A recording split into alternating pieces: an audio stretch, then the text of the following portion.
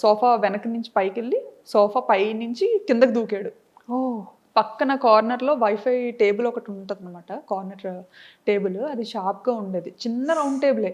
అసలు ఆ టేబుల్ తగులుతుందని కూడా ఎవరు అనుకోం.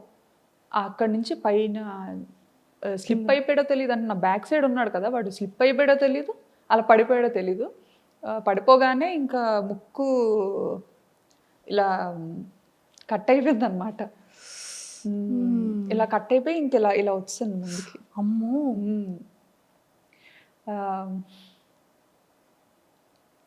అయ్యయ్యో. ఇప్పుడంతా చాలా మంచిగా రికవరీ అయ్యాడు, మంచిగా సెట్ అయ్యాడు. ఆ టైంలో చాలా పాపం బాగా వరి అయి ఉంటారు. అంటే ఆ పాపతో ఎప్పుడు నాకు దెబ్బలు తెలీదు, అది ఫస్ట్ టైం.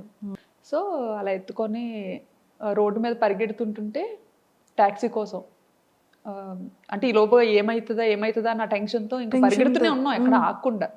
పరిగెడుతుంటుంటే ఒక పాకిస్తానీస్ కమ్యూనిటీలో, పాకిస్తానీస్ వైఫ్ అండ్ హస్బెండ్ అప్పుడే బయలుదేరుతున్నారు అనమాట వాళ్ళ కార్లో.